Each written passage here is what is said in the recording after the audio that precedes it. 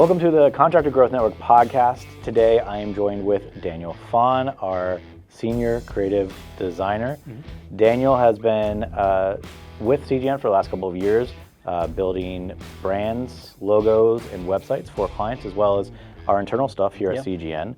And in the last year, you've been specifically focused on brand identity. Is that correct? Yep. Yeah, perfect. So Daniel is here today to talk to us specifically about is your logo holding back your company and what that might mean? Sure. So Dan, the first question, we're going to just jump right into it, is do logos matter? A lot of people, I feel, don't know the answer to this question, and they may think that it doesn't matter. Does your logo actually matter, or is it all about proof of work? Yeah, absolutely. Your logo really does matter. It's kind of that first impression for a lot of people, especially if they don't know who you are. Before they even see your work, if you're out there driving a truck and your logo is on it, that's an easy representation of who you are as a brand, without them knowing what services you offer really or have seen your professional work. Like, what would you say to a contractor who maybe isn't thinking like their logo? It's more about the work and it's not about their logo. Yeah. What do you say about that? Especially in this world nowadays with like everybody's social media and online presence, yes, your work has to be exceptional, but at the same time, putting out those professional images on, all your social media platforms with, all of your icons and logos and everything, just making sure that it looks as professional as possible because you want to put your best foot forward and put out the best representation of yourself as a business. Because even if you do great work and you're 30 years behind on your branding or / marketing, honestly, that's a red flag to some people, may not be to others, but yeah. Sure, yeah. And what is too much in your logo? Like, we see a lot of logos and some of them, there's a lot crammed into it. Yeah. Sometimes they're too basic. So let's kind of talk about where's that line? What's too much? Yeah, I mean, food for thought. Simplicity definitely is key. So we have your icon. Let's say it's like the Nike swoosh. That's technically an icon. Then your name. So the icon, name of the company, and within that name, you can have your primary service as well. So let's say you're doing flooring or it's custom home building. That would be in the logo. And then, a full-on logo. In some use cases, you can have your tagline. But other than that, you don't necessarily need your phone number on there, what year you started, having LLC or company. That just, becomes wasteful space where we have to kind of shrink the other letters within that logo, and it takes away the visibility from that. So on a scalability standpoint, it just isn't fully necessary. So if we break down the elements inside of a logo, so let's talk about the full logo, everything. Yeah. Something that you'd use, I think you said on like envelopes. You have the icon. Yep. The company name. Yep. What's after that? Tagline? You can. So you can have the tagline, and that'll be on certain assets. So with your social media, you would just do the icon. You don't need the company name, and we especially don't need the tagline on there. So if it's for something that's, let's say it's printed, right? So let's hold off on that. Let's talk about just that full logo. What are all the elements in that? Are those the only three things? Yeah. Icon, logo, or tagline. Company name, and then tagline. That is everything you need just for their full logo. Yep. Okay. Now, you kind of touched on a little bit. Is there anything more of what not to put in a logo? Like, obviously, we've seen it a lot. Phone numbers. And then what else? Oh, honestly, we've seen some services, license numbers. License numbers in a logo. Yes. Okay. All that stuff isn't necessary, right? So the entire goal of having a logo is to stand out and be recognizable. So people have that instant gratification of remembering who you are as a company. And then it's up to them if they want to learn more about you. So they can do their homework, just see you on any platform where you're going to have your contact. You're going to have your license number. And it's definitely going to be on your website, right? Yeah, your absolutely. license number. All that stuff, all that information, that extra information will be on a website. And if they don't go to the website first, they'll get a better understanding of who you are on any of your social media platforms. Okay. And so also no like URLs in your logo?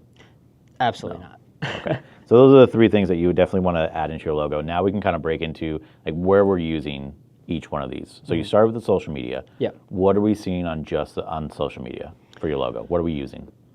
Primarily, you just want to use the icon. You pair that with your accent color, so there's a good amount of contrast, right? So let's say... And for those who don't know what an accent color is. That's like the most bold color that you have in your palette. Let's say it's like a baby blue. You're okay to have that baby blue background. Just make sure you pair it with a really dark navy, because then there's enough contrast there where it sparks their interest, where they can see that light color, but at the same time, your logo is easily digested. Okay. So on your social, you're using just the icon. Why is that? Because of scalability. We know how small icons are on like a cell phone. We mostly use our cell phones for social media. It's designed around your mobile now. It's not made for the web anymore. It's mobile first, for sure. Yes. So having your company name on there, especially if it's the full logo, it's just not going to work well in terms of scalability.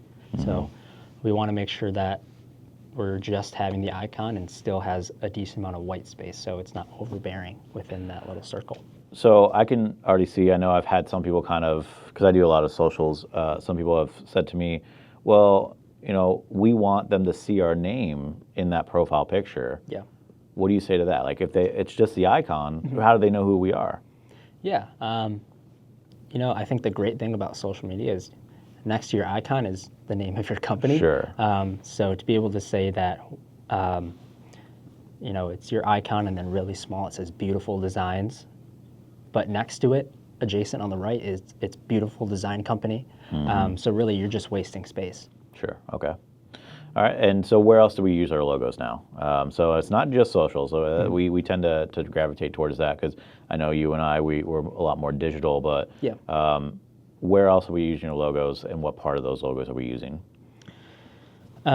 Sure. So to kind of quickly finish off the digital space, it'll be your website. And your website will just have it can have different use cases. So in your nav bar, you would want your icon and then company name. And then towards the footer, that's up to you, right? So you can have that same thing, or you can do just an icon, or you can do the full logo where it's icon, company name, and tagline. So really, that's up to you on how you want to use that, just dependent on what information is given throughout the website. And then from there as well, you can use it for emails and however you want to use that. Yeah, and your email signature. Yeah. Now in there, would you use the full thing as well, or are you still just using that icon? That's personal preference. I think either work well, especially if it's a potential client. Okay. Yeah. Now what about in print? I know a lot of our contractors, they're still doing yard signs, truck wraps. Absolutely. What are we using there? Are we using the full thing on your truck wrap? Or are we incorporating it somehow in the design? I think it can definitely work well. It's really just give or take depending on what fits. Okay. Right? Everybody's truck wrap is unique, so if it's a more simple design, I'm okay with you to have that tagline. But if it is pretty abstract in a sense and there's a lot going on, just having your icon and then your company name is good enough. We don't want it to be overbearing. But when it comes to something like a truck wrap, it's important to show the company name, but at the same time, a call to action. So having that phone number or having that website URL is especially important. Okay, so we bring those back into the truck wrap. Yeah. Okay. Yeah. That makes sense. Yeah. Now, something that we kind of hear a lot as well, we get some contractors who their logo's been in their family name, or their company has been around for decades and they've had the same logo. How do we know when to update the logo? Or do you update the logo? Yeah, okay. I think in some cases, there are companies who do not have an icon, and What do you mean by that? They don't have the icon. It's just the company name. It's just company name as their logo. How is that? Is that good or bad? Just the company name as a logo. I know it can be subjective. It can be very subjective. As a designer, I prefer to see an icon because then you can easily resemble that and align it with a company. Yeah. Right.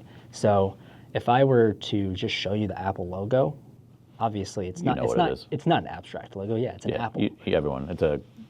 I mean, you made the Nike swoosh earlier. Yeah. Comment. Everyone knows what that is. Exactly. And that's just an icon. Yeah. You don't have to bring up the name. You don't have to show a color. Yeah. We remember shapes. Yeah. Yeah. Exactly. So in that case, if your name is James Brown Remodeling, and you were to shrink that down into a social icon, that's pretty hard to read, right? Yeah. Yeah. Especially if there is like your license number or anything on there. People don't want to have to think about what they're supposed to be looking at. So we want to generally guide them and help them out in that sense.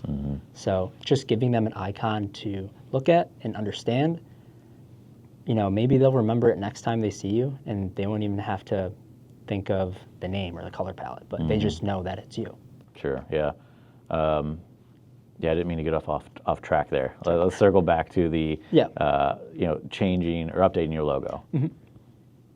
I think that's really dependent on what your needs are and what the market is.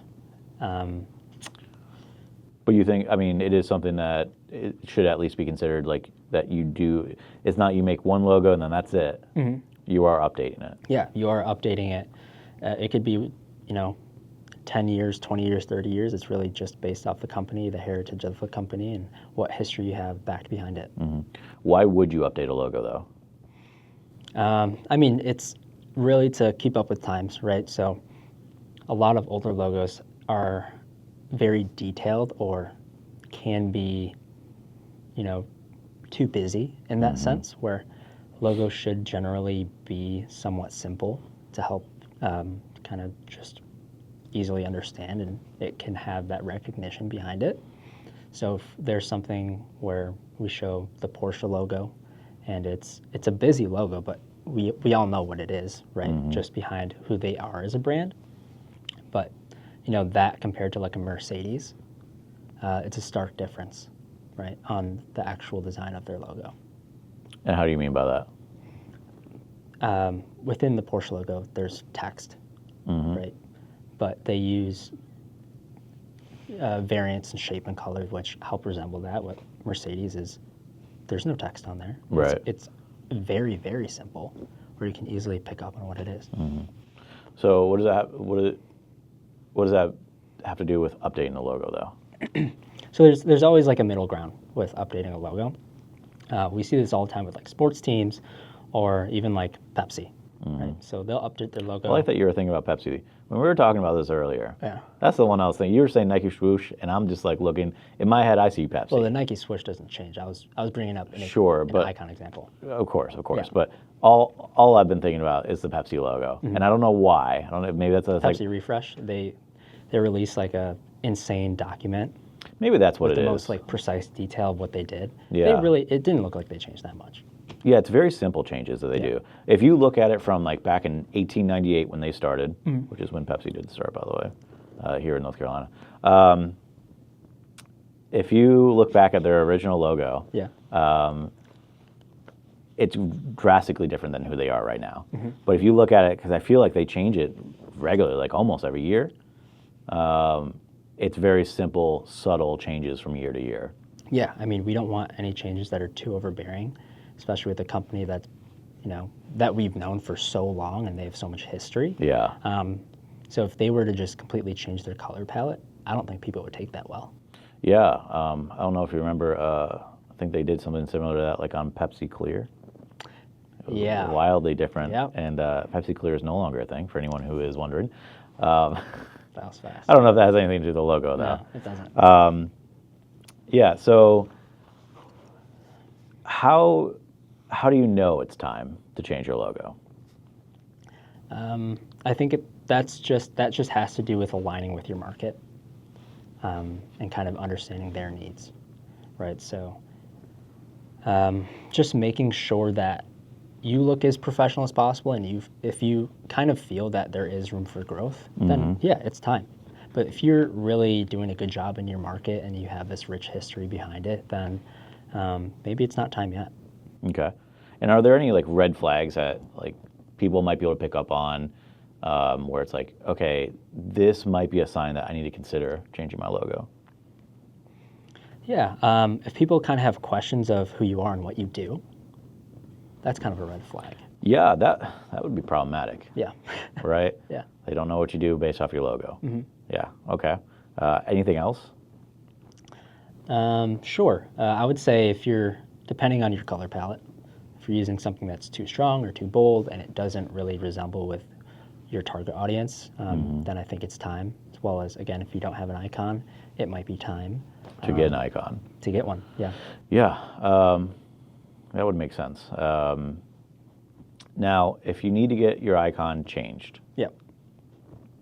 I would think I personally have never done it, but I feel like that could be a daunting task on trying to find the right person to change it for you. What do we need to know, like vetting your, like a new designer? How do you know the designer is the right person? Yeah. I mean, a designer is the right person, right? That's like the right answer. But you have to do your homework, right? Okay. Because at the end of the day, it's like picking a contractor. You want to look through their work, see how they work and what the end result is. So just do your homework and pick a designer that you think you trust, have a conversation, and ultimately you're putting your trust in them. Yeah. At the end of the day, yeah, they are trained professionals. Like I know I would hire an electrician. I'm not touching that. Yeah. But I would pick somebody I trust, right? I'm also not doing electric work, but I know someone who is. It's not worth it. It's not worth it. No. But yeah, just picking somebody that you trust, and a lot of times they'll just educate you throughout the process so you can learn about what they're doing, their design decisions, and why they're doing what they're doing, because there's always intention behind it. I mean, what if they're not updating you?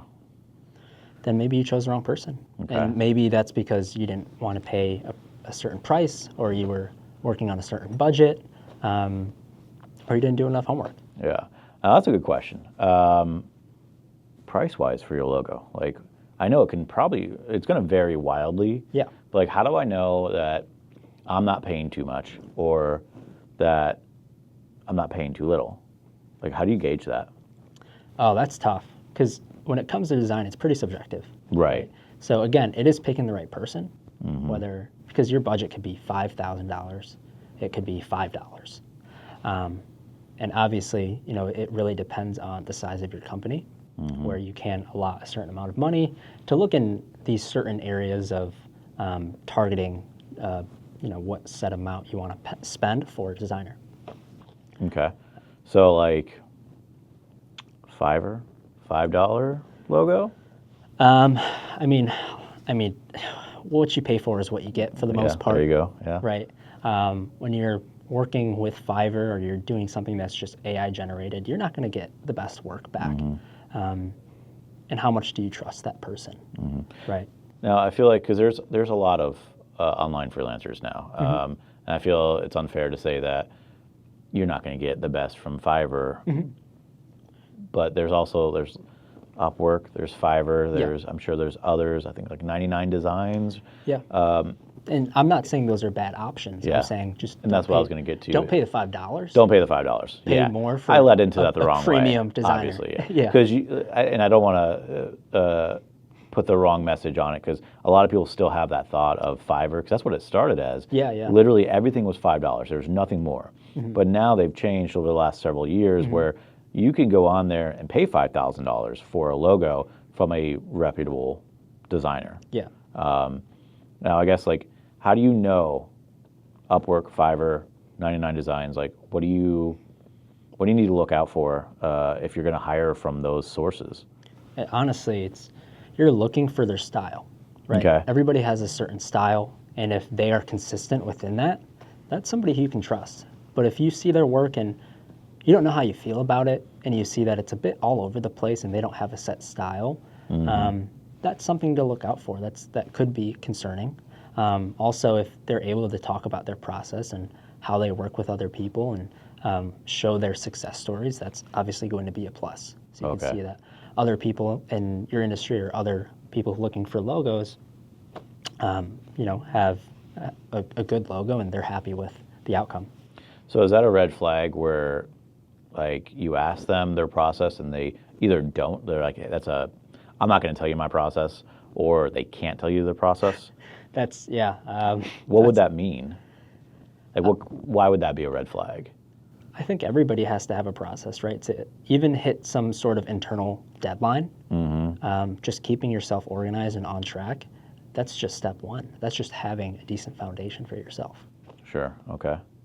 Now you touched on my favorite thing a little bit, AI logos. Yeah. I love AI.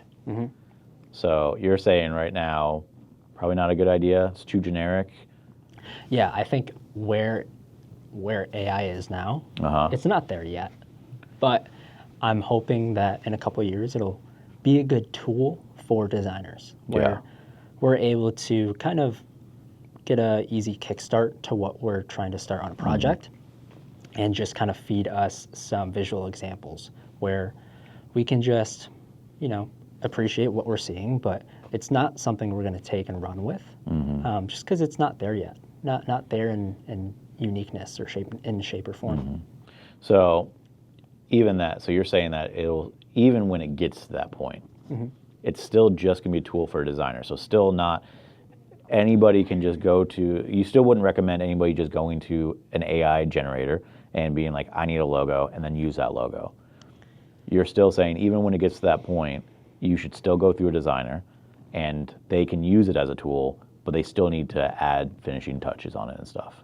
Yeah, and my hesitation behind that is, AI is using the best of its ability to take stuff throughout the internet. So if it's doing that, it's going to kind of scratch away of the uniqueness behind it. Yeah.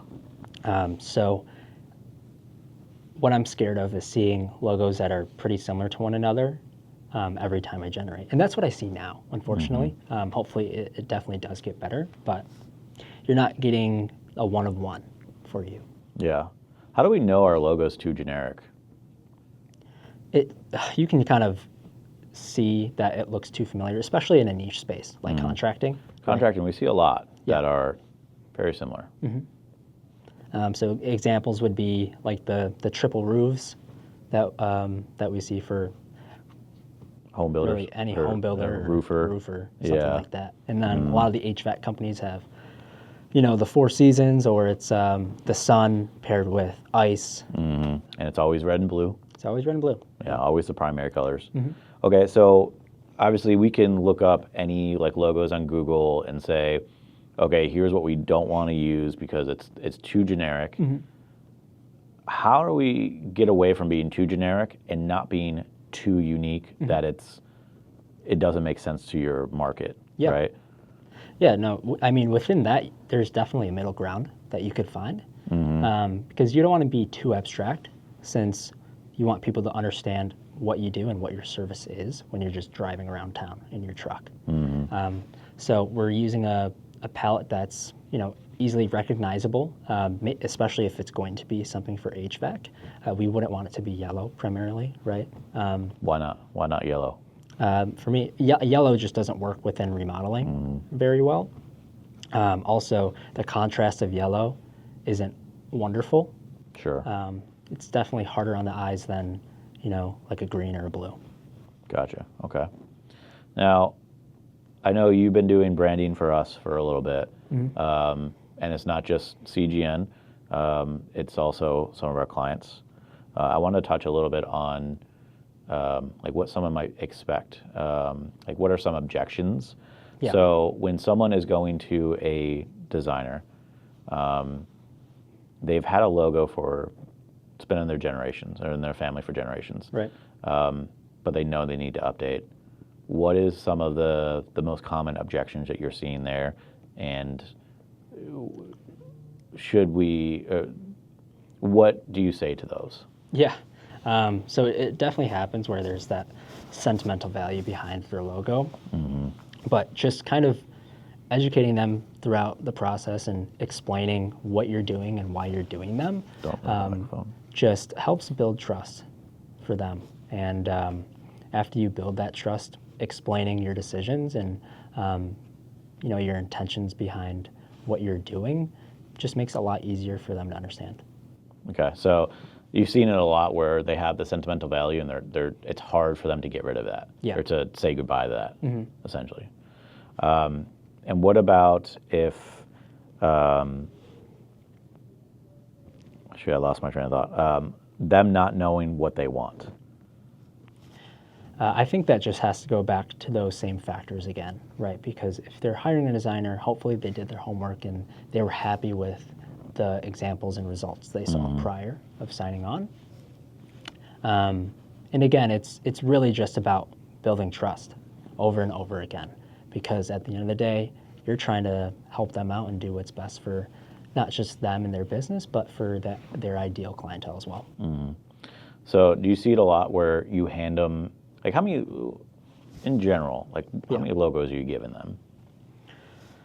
Do you give them a choice of like a couple, or do you just, you after talking with them and find out what their brand really is, who their market is, their demographic, do you just give them one and say, hey, this is what I think is the best for you based on everything?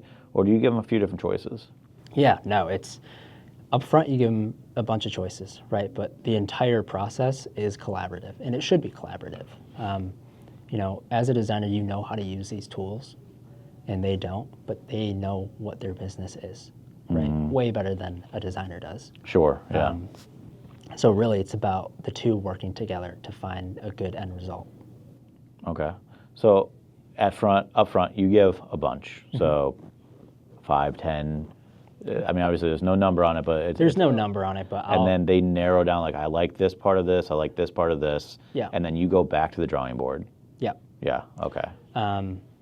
So usually we tend to start out with just doing a bunch of sketching, and what I like to do is show them the sketches and the evolutions of certain elements and iterations of that.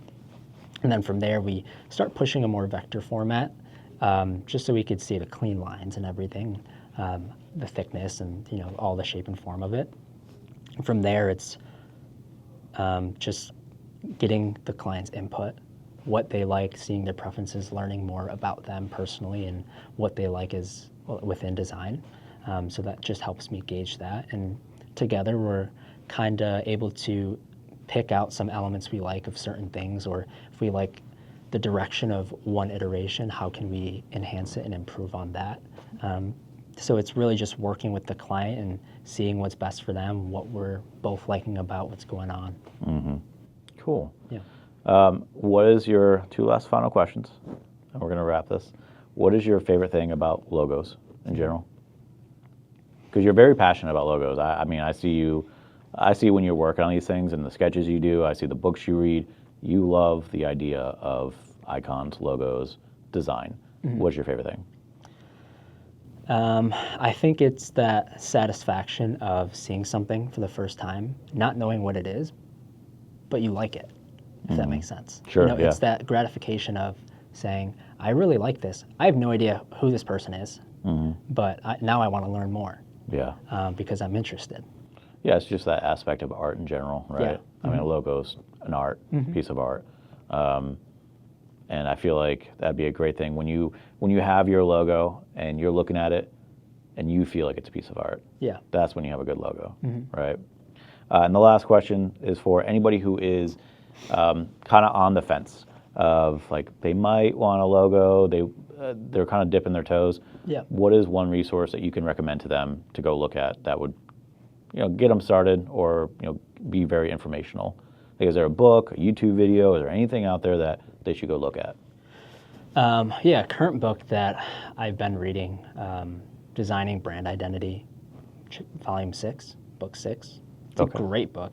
Kind of dives deep into the business side of branding, but the creative side of it as well. And when it shows examples of small agencies, giant corporations of the evolutions of their logos and their design process behind that. So that's a great book. But honestly, with social media nowadays, you can just look up logos and kind of get a general understanding of what you like, what you enjoy, and then you can learn a little bit more about what it means and everything. So one thing I want to say about that is I have an issue with that a little bit because I've looked for logos in the past, and I look for inspiration for different Instagram stuff.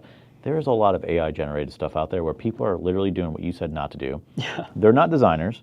They're just trying to post content to get clout on Instagram. And so you'll see these AI-generated images over and over again, and it's just a waste of time to even look at them. So I don't know where to go with that, but that's my first thought immediately. Yeah, no, I mean, Instagram is a good resource. Just make sure you're looking at a reputable person. So just look at like a design agency or something, or a branding agency. And then what I use a lot, you use a lot of Pinterest. I never use Pinterest. Pinterest is huge, I always my mom uses Pinterest for recipes and not everything, anymore. But no, when I got into college, I realized that if I found something I really like, say it's a logo, it'll just generate other logos that are just similar and a specific style I may be going down a rabbit hole of and enjoy. So I remember when Pinterest started, that's really all it was it was recipes and like thing that like we wouldn't be their demographic. But they've really evolved now where it's you can find a lot of good information on it. I mean, it's almost like a visual Reddit. It's awesome. Like I use it. I have like a co-board with my fiance, and we just have like every single room for interior design and like what we like in there, and it's super helpful. Do you have a public board of like something we could share that would be helpful for like logos? Or something you can put together we can post after this? I can probably put one together for That'd be cool. I definitely have a bunch of stuff in my personal. Let's do that. We'll put together a public board that we can share for contractors that could be inspiration or just logo stuff in general. Yeah, that'd be great. Yeah, that would go parent well with this podcast. For sure. That'd be great. So when we do that, you'll see that in the comment or in the description for anybody who's listening and wants to see that. It's in the description. Well, Daniel, this was great. I'm glad that you came on. I learned a lot about logos, and I hope that our listeners learned a lot about their logo. Yeah, absolutely. Thanks for having me. Yeah. If you guys have any questions, feel free to reach out. That was my line. That was Sean's line. Yeah, if you have any questions, feel free to leave them in the comment section down below and reach out to us. Daniel will answer them for you.